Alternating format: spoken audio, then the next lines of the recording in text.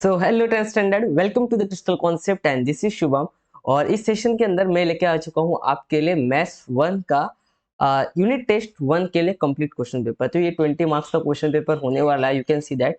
और अब तक जितने भी मैंने पेपर अपलोड किए हैं मैथ्स 1 के रिलेटेड, साइंस 1 के related, regarding to science to anything, तो आप अगर वो प्रैक्टिस करके जाते हो तो आपका एग्जामिनेशन बहुत बेहतर ढंग से जाएगा और आपको अपने एग्जाम्स की आदत हो जाएगी किस तरीके से क्वेश्चंस को सॉल्व किया जाता है। तो आई कैन से दैट कि putting less effort you can get maximum marks. So this is the best way for preparing examination. If you are preparing examination, आपने सारे प्रैक्टिस सेट कंप्लीट कर दिए हैं, then you have to definitely practice previous year questions paper regarding to that examination. For example, अगर 10th standard में हो, boards के questions paper हो गए, वो भी सारे चैनल पे अवेलेबल हो जाएंगे थोड़े टाइम के बाद। तो इस तरीके के आपको क्वेश्चन पेपर सॉल्व करना बहुत ज़्यादा इंपॉर्टेंट है, क्योंकि हम पढ़ तो लेते हैं बट एक पॉइंट पे जाने के बाद हमें चेक भी करना पड़ता है कि हमें कितना आ रहा है, ठीक है ना। सो हम ये क्वेश्चन पेपर को प्रैक्टिस करना शुरू करते हैं। Let's begin. Look at this, this is your question paper and this is 20 marks question paper. First unit test algebra question paper, this is 20 marks question paper. Okay, तो ये आपके पास कुछ question paper और कुछ ऐसे क्वेश्चंस दिखेंगे आपको इस पेपर में। डजेंट मैटर कि पेपर कितने मार्क्स का है, बट मैटर करता है कि उसके अंदर क्वेश्चन जो पूछे गए किस टाइप के क्वेश्चन पूछे गए, ठीक है। उस पर आपको जरूर ध्यान देना है। दूसरी बात यहाँ पे इंपॉर्टेंट है कि अपना टेलीग्राम का चैनल है, जिसका लिंक मैंने डिस्क्रिप्शन में आपको दे रखा है। तो जल्दी से जल्दी जाके लिंक पे क्लिक करके चैनल के अंदर ज्वाइन हो जाइएगा। तो वहाँ पे हम जितने भी नए पेपर्स हमारे आते रहेंगे उसको वहाँ पे अपलोड करते रहेंगे, ठीक है। Now let's begin with this paper. तो ये इस तरीके से आपको क्वेश्चन पेपर दिखेगा, उसको सॉल्व करना वन बाय वन शुरू करते हैं। State the number of variables. ये जो आपको नीचे इक्वेशंस दे रखा है इसके अंदर कितने नंबर ऑफ वेरिएबल्स अवेलेबल है, and state the whether it is linear और नॉट। और आपको बताना है कि क्या ये इक्वेशन लीनियर है या नहीं है, ठीक है।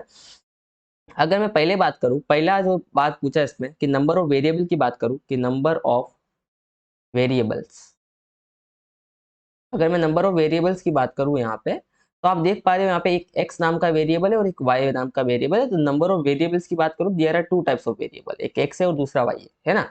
दूसरा बात है कि वेदर इट इज लीनियर और नॉट। तो इसको आप अच्छे से अगर देखोगे तो मैं इससे क्रॉस मल्टीप्लाई करता हूँ। देखो, इसको यहाँ मल्टीप्लाई करूंगा, इसको यहाँ मल्टीप्लाई करूंगा, तो ये हो जाएगा 6 of y minus 2 plus 3 of x minus 1। और डिनोमिनेटर में वो आपस में मल्टीप्लाई हो जाएंगे, मतलब x माइनस 1 y माइनस 2, कुछ इस तरीके से, एंड इक्वल टू 0, ठीक है। अब डिनोमिनेटर वाला इस 0 से मल्टीप्लाई होके पूरा 0 बन जाएगा, तो सिर्फ आपके पास कुछ ऐसा बच जाएगा, 6y माइनस 12 में ऊपर अंदर मल्टीप्लाई कर रहा हूँ, ऐसा 6 को मैंने अंदर ब्रैकेट के अंदर मल्टीप्लाई कर दिया, 3 को अंदर मल्टीप्लाई करो, 3x माइनस 3 इक्वल्स टू 0। अब जो आपके सामने ये जो इक्वेशन बचा है, अच्छे से ऑब्जर्व करो इस इक्वेशन को। यू कैन सी दैट कि इस इक्वेशन को देखने के बाद दिख रहा है कि y का पावर भी यहाँ पे मैक्सिमम 1 है और यहाँ पे x का पावर भी मैक्सिमम कितना है, 1 है। समझ में आया। तो अगर किसी इक्वेशन में वेरिएबल्स की मैक्सिमम पावर अगर 1 होती है तो वो हमारा लीनियर इक्वेशन होता है। सो this is the linear equation. तो हम बोलेंगे yes, this is linear equation because variable having maximum power 1, ठीक है। अब ये हमारे पास देखो नेक्स्ट क्वेश्चन यहाँ पे दे रखा है कि फॉर गिवन इक्वेशन आपको dx का वैल्यू दे रखा है। आपको dx का कितना वैल्यू दे रखा है, dx का आपको वैल्यू दे रखा है 49। आपको dy का वैल्यू दे रखा है, dy का कितना वैल्यू दे रखा है, dy का वैल्यू दे रखा है -63, एंड d का वैल्यू आपको यहाँ पे दे रखा है 7, and you have to find the value of x, ठीक है ना। तो x का वैल्यू कैसे फाइंड करेंगे, तो x इज इक्वल्स टू आपके लिए हो जाएगा dx upon d। Okay, can you tell me the value of dx। dx का वैल्यू कितना है 49 और अपॉन d का वैल्यू कितना है 7। तो 49 डिवाइड बाई 7 इज बिकम 7। तो आप बोलोगे कि भैया यहाँ पे हमारा जो x का वैल्यू है वो आ गया है 7। सिंपल सा क्वेश्चन था, ठीक है। आगे देखते हैं। यस, आगे बढ़ने से पहले और मैं इंपॉर्टेंट आपको बात बता रहा हूँ कि अपने चैनल के ऊपर unit test 1, semester exam, semester 2, boards exam के बहुत सारे क्वेश्चन पेपर है। सबसे इंपॉर्टेंट, जैसे कि आप देख पा रहे हो, ये 3 क्वेश्चन पेपर हमने अपलोड कर दिए, 3 और ज्यादा भी अवेलेबल है। ये है आपके फर्स्ट यूनिट टेस्ट के लिए क्वेश्चन पेपर है सारे के सारे, ठीक है। तो ये सॉल्व करना मत भूलना अपने आने वाले फर्स्ट यूनिट टेस्ट के लिए। और अगर मैं आगे की क्वेश्चंस ये बात करूं इनकी, तो ये है हमारे साइंस की वन शॉट आईएमपी। तो ये वन शॉट आईएमपी भी देखना आप मत भूलना, this is very important. One shot IMP जो साइंस की है वो बहुत फाड़ू काम करती है, मतलब सिंपल भाषा में बोलूँ तो देखो 10,000 व्यूज लगभग होने वाले इस वीडियो के ऊपर, है ना। तो मतलब काफी स्टूडेंट्स इसको देख रहे हैं और काफी फायदा उठा रहे हैं उसका, तो आप भी पीछे मत रहना इन फायदा उठाने से। तो लेट जाओ फटाफट डिस्क्रिप्शन में लिंक क्लिक करो और इसको वॉच आउट करो और अच्छे से समझो, कॉन्सेप्ट जरूर अच्छे से समझना, ठीक है। आगे बढ़ते हैं। Right any two quadratic equation, आपको कोई भी दो क्वाड्रेटिक इक्वेशन लिखना है। पहले तो बताओ क्वाड्रेटिक इक्वेशन का मतलब क्या होता है। क्वाड्रेटिक इक्वेशन का मतलब होता है कि एक ऐसा इक्वेशन जिसमें वेरिएबल का मैक्सिमम पावर कितना हो, मैक्सिमम पावर वेरिएबल का कितना हो, वेरिएबल का जो मैक्सिमम पावर होता है वो 2 होना चाहिए, उसको हम बोलते हैं क्वाड्रेटिक इक्वेशन। और यहाँ पे जो हम बात करेंगे क्वाड्रेटिक इक्वेशन, वन वेरिएबल, कोई भी एक वेरिएबल लेना है, या तो एक्स लो या तो वाई लो। बात समझ में आया? तो ये ध्यान में रख के आपको कोई भी दो क्वाड्रेटिक इक्वेशन बनाने। तो पहले मैं बना लेता हूँ कि भाई एक वेरिएबल ले लिया एक्स नाम का, उसका मैक्सिमम पावर 2 डाल दिया, फिर एक में और डाल दूंगा 2x डाल दूंगा, यहाँ 3 डाल दूंगा, तो ये मेरा एक क्वाड्रेटिक इक्वेशन बन जाएगा। बस इतना ध्यान रखना है कि जो वेरिएबल है उसका मैक्सिमम पावर कितना होना चाहिए, 2। अब आप बोलोगे भैया 1 तो इधर भी है, 1 चलेगा, 2 से कम चलेगा, लेकिन 2 से ज्यादा नहीं चलेगा। तो यहाँ पे एक पावर कम से कम 2 होना चाहिए। अगर मैं दूसरे एग्जाम्पल की बात करूँ, let's take example of M square, आगे कुछ भी नंबर लगा सकते हो, डजेंट मैटर, 2 लगा दिया, 3 लगा दिया, ठीक है ना, प्लस 5 इक्वल्स टू 0। तो भाई देख लो कि इसमें कितना वेरिएबल है, इसमें एक ही वेरिएबल है, क्या नाम का है, एम, और मैक्सिमम पावर कितनी है, 2 है। तो this is also your quadratic equation, ठीक है। आगे बढ़ते हैं। The roots of quadratic equation are, मतलब आपको पता करना है कि ये जो क्वाड्रेटिक इक्वेशन दी रखा है इसका रूट कौन सा है। रूट मतलब क्या, रूट मतलब ऐसी एक्स की वैल्यू जो इक्वेशन को जीरो बना दे। तो यहाँ पे मैं क्वाड्रेटिक इक्वेशन का लेफ्ट हैंड साइड लिखूंगा, मतलब लेफ्ट हैंड साइड आप देख पा रहे हो 5x + 6, राइट हैंड साइड में जीरो है, मैं जीरो नहीं लिखने वाला हूँ क्योंकि मैं रूट चेक करने जा रहा हूँ, बराबर कि नहीं। तो मैं इस क्वाड्रेटिक इक्वेशन को थोड़ा पॉलिनोमियल की तरह लिख दूंगा, p ऑफ x = दिस। अब मैं यहाँ पे अलग अलग वैल्यू डाल के देखूंगा और मुझे पता चल जाएगा कौन सा इसका रूट है और कौन सा इसका रूट नहीं है। तो मैं लेट से 2 डाल के देखता हूँ यहाँ पे, हाँ 2। तो यहाँ पे अगर मैं 2 एक्स की जगह पे 2 डालता हूँ, देखो एक्स की जगह पे मैं 2 डालने वाला हूँ, जहाँ जहाँ एक्स है वहाँ कितना डालने वाला हूँ, 2। देखो यहाँ पे 2, यहाँ पे 2। अब आप बताओ कि क्या कभी ये जीरो हो सकता है? ऑब्वियसली ये कभी भी जीरो नहीं हो सकता है, बिकॉज देखो बीच में क्या आ गया, प्लस आ गया है। तो इसका मतलब ये जीरो कभी नहीं होगा। तो जीरो होता तो हम बोलते रूट है, क्योंकि राइट साइड में देखो जीरो लिखा हुआ है ना।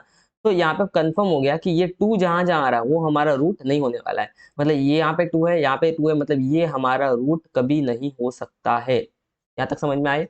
दूसरा मैं आइडिया दे रहा हूँ अभी आपको। अगर आप ये बी वाला भी अच्छे से देखो, ये बी वाला अच्छे से देखो, यहाँ पे -2 पे मे भी ये रूट बन सकता है, लेकिन 3 पे कभी भी रूट नहीं बनेगा, क्योंकि देखो क्वाड्रेटिक इक्वेशन में पहले से प्लस ही है, ओके। और अगर आप x की जगह पे 3 डाल देते हो तो माइनस तो कुछ होने वाला है ही नहीं, और जब तक माइनस नहीं होगा तो जीरो कैसे बनेगा? तो जीरो एक ही कंडीशन पे बन सकता है, जब दोनों नंबर क्या हो, माइनस हो, दोनों नंबर क्या हो, माइनस हो। तो यहाँ पे हमें समझ में आ गया कि हमारा जो आंसर हो जाएगा वो ऑप्शन नंबर डी हो जाएगा। अगर आपको विश्वास नहीं है तो x के जगह पे -2 डाल के सॉल्व करो और फिर x के जगह पे -3 डाल के सॉल्व करो, आपका आंसर दोनों बार जीरो आएगा। आ रहा है क्या, चेक करके मुझे कमेंट सेक्शन में यस और नो में आंसर देना, ऐसा लिखना, चैलेंज नंबर 1। और अगर आपका जीरो आया तो C1 के आगे यस लिखना, और अगर आपका दोनों केस में जीरो नहीं आया तो C1 के आगे नो लिखना। तो I am waiting for your answer, value डालो और find out your answer, okay. Let's move forward now. Again this is out of the following quadratic equation which one is not a quadratic equation. आपको जो इतने सारे equations दे रखे हैं इनमें से पता करना है कि कौन सा क्वाड्रेटिक इक्वेशन नहीं है, ठीक है। देखो अगर मैं यहाँ पे बी वाले की बात करूँ तो बी वाला ऑब्वियसली मेरा क्वाड्रेटिक इक्वेशन है, क्योंकि यहाँ पे वेरिएबल कौन है, एक्स, और एक्स की मैक्सिमम पावर कितनी है, 2। और ये एक्स स्क्वायर जो है ना वो कभी कटने वाला नहीं है, मतलब this is the quadratic equation. अगर मैं इसकी भी बात करूँ, आप सिंपली देख पा रहे हो this is also quadratic equation. और मैं थोड़ा इसमें गड़बड़ हो रही है क्योंकि इसमें 2 बार एक्स स्क्वायर आ रहा है, तो देखते कहीं एक्स स्क्वायर कट तो नहीं जा रहा है। Look at this, 2x minus of x square equal to x square plus 5। अब मैं देखो एक्स स्क्वायर को इधर भेजता हूँ, ठीक है, तो ये बन जाएगा 2x minus of x square -5 equals to 0। अब आप खुद बताओ कि माइनस एक्स स्क्वायर कभी कटेगा क्या? नहीं कटेगा, क्योंकि दोनों की तरफ माइनस लगा तो ऐड हो जाएगा। तो ये बन जाएगा -2x² -5 इक्वल्स टू 0। बात समझ में आई? तो यहाँ पे ये 2 वाला टर्म तो अभी भी है, मतलब this is also your quadratic equation. But इसकी बात करके देखते हैं अभी। ये देखो क्या है, x² + 4x बराबर। अब ये वाला एक्स स्क्वायर आपको दिख रहा है, ये वाला एक्स स्क्वायर, इसको आप इक्वल टू किधर भेज दो, तो ये बन जाएगा -x² बराबर। 11 को इधर ही रहने दो। अब देखो ये +x² और -x² कट हो गया। अब यहाँ पे एक्स स्क्वायर वाला टर्म ही नहीं बचा, तो कैसे हम इसको क्वाड्रेटिक इक्वेशन बोल सकते हैं? तो हमें पता करना था कि इनमें से कौन सा क्वाड्रेटिक इक्वेशन नहीं है। तो इसका मतलब ये ए वाला जो है ना, ये वाला, ये हमारा हो जाएगा यहाँ पे क्वाड्रेटिक इक्वेशन, ठीक है। आगे बढ़ते हैं अभी। अब देखो इस वाले क्वेश्चन में अपने को क्या पूछा है, लुक एट दिस, अच्छे से इस क्वेश्चन को ऑब्जर्व करना और आपको समझ आ जाएगा कि आपको एक्जैक्टली यहाँ पे करना है क्या। एक रूट्स आपको एक क्वाड्रेटिक इक्वेशन दे रखा है जिसका नाम है एक्स स्क्वायर के एक्स स्क्वायर प्लस के एक्स प्लस के इक्वल्स टू 0 बराबर। और बोला है कि इसका जो रूट्स है, इसके जो रूट्स है वो क्या है, इसके जो रूट्स है उसके बारे में आपको कुछ इन्फॉर्मेशन दे रखी है कि roots are real and equal. तो आपको पता है कि जब क्वाड्रेटिक इक्वेशन के रूट्स रियल होते हैं एंड इक्वल होते हैं तो डिटरमिनेंट, उसका डिस्क्रिमिनेंट जीरो होता है। क्या जीरो होता है? डिस्क्रिमिनेंट जीरो होता है। मैं समझाता हूँ डिस्क्रिमिनेंट होता है क्या पहले, लेकिन इस क्वाड्रेटिक इक्वेशन को ऑब्जर्व करो अच्छे से। तो यहाँ पे अगर मैं पूछूंगा ए का वैल्यू कितना, आप बोलोगे 1। ए का वैल्यू मतलब स्क्वायर वाले के आगे जो लगता रहता है उसको ए का वैल्यू बोलते हैं। बी का वैल्यू कितना है तो आप बोलोगे के, तो के एक्स के आगे के लिखा है, और सी का वैल्यू कितना है तो वो खुद के ही है अपने आप पे, तो ये यहाँ पे हो गया के। अब बोला कि roots are real and equal, तो रूट्स लिख देंगे, roots are real and equal बराबर। जब roots and real and equal होते हैं तो डिस्क्रिमिनेंट जो होता है ना वो जीरो हो जाता है। बी स्क्वायर माइनस 4ac किसके बराबर हो जाएगा? जीरो के बराबर हो जाएगा। ये ध्यान रखना, roots are real and equal में B square minus 4ac zero के बराबर हो जाता है, ये ध्यान रखना। अब आप बता सकते हो यहाँ पे बी स्क्वायर का वैल्यू डालना है, यहाँ पे ए का वैल्यू, यहाँ पे सी का वैल्यू, और इक्वल टू करके जीरो हमें लिखना है। तो चलो वैल्यू पुट करते हैं हम लोग फटाफट। बी का वैल्यू कितना है? बी का वैल्यू के है, ए का वैल्यू कितना है? 1 है, और यहाँ पे सी का वैल्यू कितना है? के है। ठीक है, तो यहाँ पे अभी इसको सॉल्व करेंगे तो ये बन जाएगा आपका के का स्क्वायर, और ये बन जाएगा आपका माइनस ऑफ 4 के इक्वल टू 0। यहाँ तक समझ में आया? अब अच्छे से ऑब्जर्व करना, यहाँ इन दोनों में से इधर के स्क्वायर मतलब 2 बार के है, और यहाँ पे के मतलब 1 के है, तो एक के कॉमन निकल जाएगा। 2 बार के में से एक के कॉमन निकला तो एक बार के बच जाएगा, पीछे बच जाएगा -4 क्योंकि के तो कॉमन निकल गया है। अब यहाँ पे दो पॉसिबिलिटी है, ये इक्वेशन जीरो कब बनेगा? ये तब जीरो बनेगा या तो के जीरो बन जाए, या ये पूरा जो टर्म दिख रहा है ना आपके सामने k-4 ये जीरो के बराबर बन जाए तो हमें जीरो मिल जाएगा। इसका मतलब हम लिख सकते हैं के जीरो के बराबर लिख देंगे, या और करके लिखेंगे कि k-4 अगर जीरो हो गया तो भी मेरा इक्वेशन जीरो बन जाएगा, क्योंकि हमें तो लेफ्ट हैंड साइड को राइट हैंड साइड के बराबर दिखाना है। सही बात है कि नहीं? तो ये हो गया काम अपना। अब देखो, एक तो के का वैल्यू हमारा फिक्स आ चुका है जीरो, अब दूसरा के का वैल्यू, के को इधर भेजूंगा, -4 को इधर भेजूंगा, इट्स बिकम +4, तो एक के का वैल्यू हमारा आ जाएगा 4। तो इस वाले क्वेश्चन में हमें के दो वैल्यू मिले, एक तो जीरो मिला और एक हमें 4 मिला। इसका मतलब अगर आप ए और बी पे क्लिक करते हो तो आपको 0 मार्क्स मिलेगा, नहीं तो आप बोलोगे सर एक आंसर तो 4 था, आधा मिलना चाहिए ना। नहीं, आपको 0 और 4 वाले पे ही क्लिक करना है। यहाँ तक क्लियर है? अच्छे से समझ में आया? आगे बढ़ते हैं। This is your next question, look at this. क्या है क्वेश्चन में? If one root of quadratic equation is -1। देखो, एक क्वाड्रेटिक इक्वेशन उसका एक रूट आपको दे रखा है। एक रूट कितना दे रखा है? एक रूट आपको दे रखा है -1। कितना दे रखा है? -1। तो यू कैन से दैट एक रूट आपको दे रखा है, दैट इज वन रूट जो है वो दे रखा है आपको -1। ठीक है, और आपको जो क्वाड्रेटिक किसका रूट है, ये अपने इस क्वाड्रेटिक इक्वेशन का रूट है जो आपको इक्वेशन दे रखा है क्वेश्चन में, -7x प्लस 5 इक्वल टू 0। अगर -1 इस क्वाड्रेटिक इक्वेशन का रूट है तो जहां जहां x है वहां मैं -1 पुट करके इस क्वाड्रेटिक इक्वेशन को सेटिस्फाई करवा सकता हूँ। देखो, रूट का मतलब ही क्या है? रूट का मतलब है कि x की ऐसी वैल्यू जो क्वाड्रेटिक इक्वेशन के लेफ्ट हैंड साइड को राइट हैंड साइड के बराबर बना दे।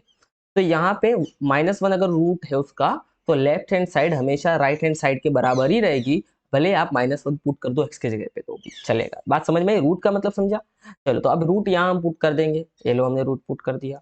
आप बताओगे -1 का स्क्वायर कितना होता है? तो ये तो बच्चों बच्चों को पता है, -1 का स्क्वायर +1 होता है। ठीक है ना? तो ये हो गया 1, तो ये किधर k बचेगा, माइनस माइनस प्लस होके ये 7 बच जाएगा, और ये +5 और इक्वल टू आ जाएगा 0।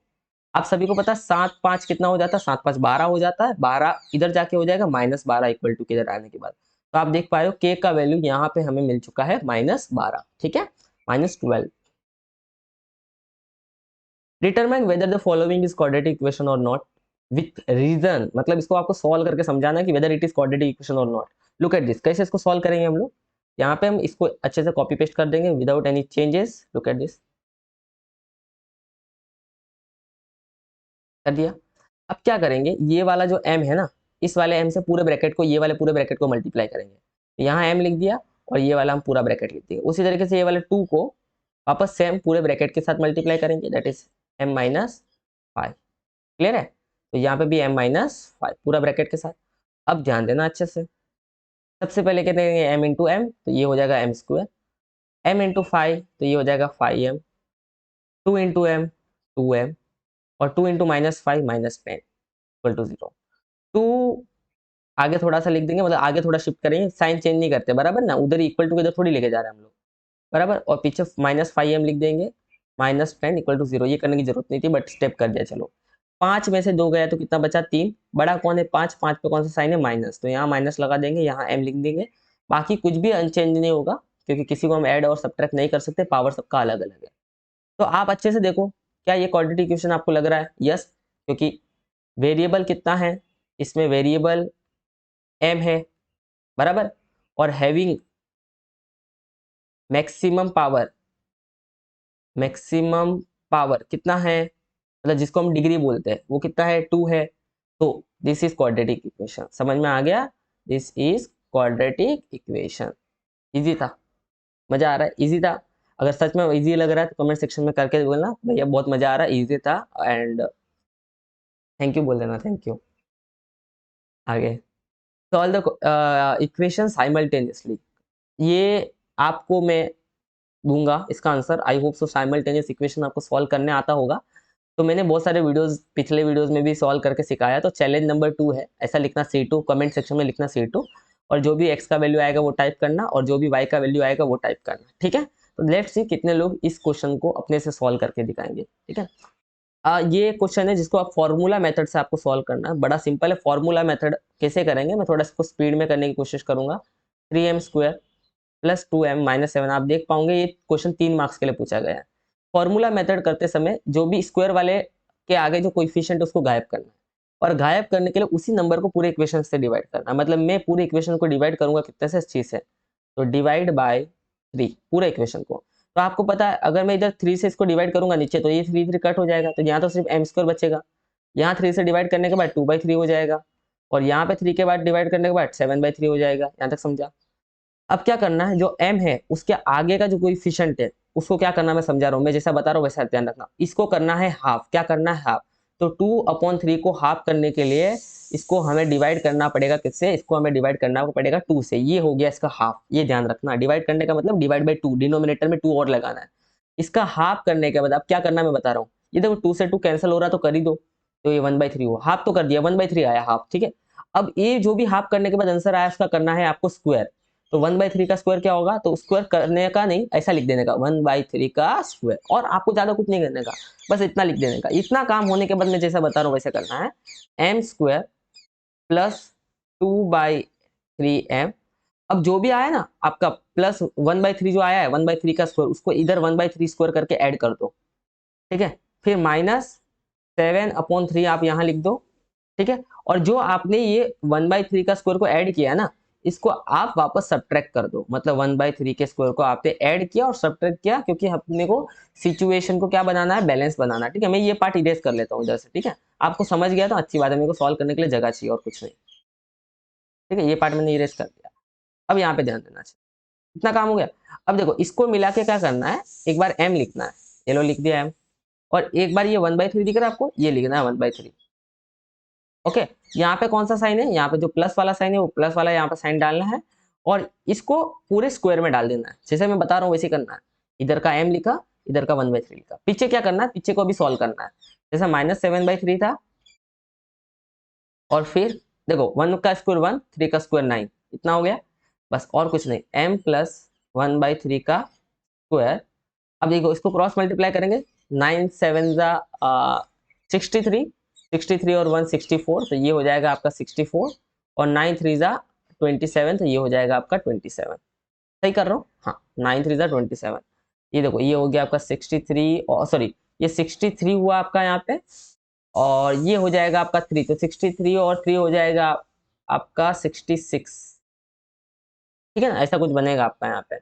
अब इसको आप अगर अच्छे से सॉल्व करोगे तो आपको पता चल जाएगा फंडा यहाँ पे क्या होने वाला है, कुछ गड़बड़ तो नहीं हुआ मेरे से।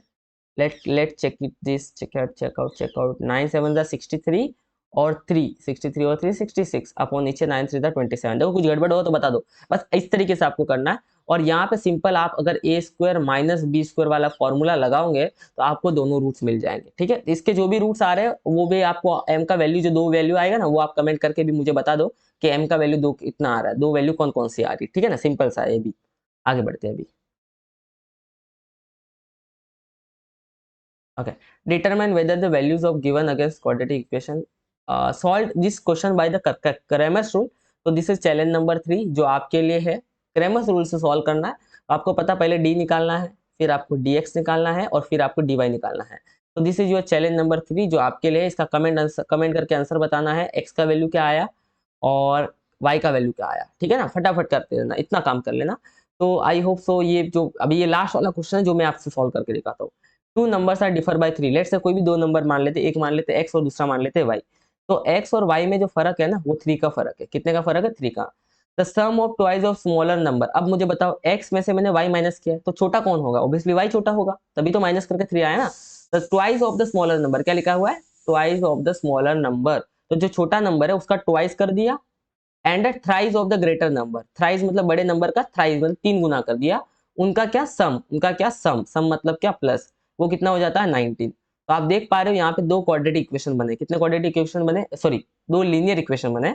इसको आप साइमल्टेनियसली सॉल्व करो, आप क्रैमर्स रूल से सॉल्व करो या साइमल्टेनियसली एलिमिनेशन मेथड से सॉल्व करो। जो भी एक्स और वाई का वैल्यू आएगा वो आपको कमेंट करके बताना है एज अ चैलेंज नंबर 4। तो इस पेपर को ज्यादा मैंने सॉल्व इसके लिए नहीं हर क्वेश्चन को इसके लिए सॉल्व नहीं किया है, बिकॉज इसके पहले मैंने बहुत सारे क्वेश्चन पेपर अपलोड किए हैं। अगर आपने वो प्रैक्टिस कर दिए होंगे तो ये क्वेश्चन पेपर भी आपसे सॉल्व हो ही जाएगा। तो जितने भी क्वेश्चन है वो चैलेंज एक्सेप्ट करके इनको आप सॉल्व कर लो। नेक्स्ट क्वेश्चन यहाँ पे पूछा है कि solve this question again completing square method. तो मैंने अभी आपको कंप्लीटिंग स्क्वायर मेथड बताया है। तो दिस इज चैलेंज नंबर 5 जिसमें आपको 2y का वैल्यू मिलेगा, उसको कमेंट करके आपको बताना है कि 2y का वैल्यू कौन कौन सा मिलेगा। This is again completing square method. अगर इसकी बाद वाली बात करूं तो ये तो यूनिवर्सल क्वेश्चन है, फेमस क्वेश्चन है। ये आपका इक्वेशन 1 होगा, ये आपका इक्वेशन 2 होगा। मैं सिंपल बताता हूँ। पहले इक्वेशन 1 और 2 को क्या करना है? ऐड करना है। तो आपको यहाँ पे एक इक्वेशन मिलेगा। फिर इक्वेशन 1 में से 2 को आप सब्ट्रैक्ट कर लेना तो आपको यहाँ पे एक और इक्वेशन मिलेगा। अभी इन दोनों इक्वेशन को आपको क्या करना है? सॉल्व करके x और y का वैल्यू कमेंट करके बताना है एज अ चैलेंज नंबर 6। ठीक है, तो ये सारे क्वेश्चन आप कर लेना, मेहनत कर लेना।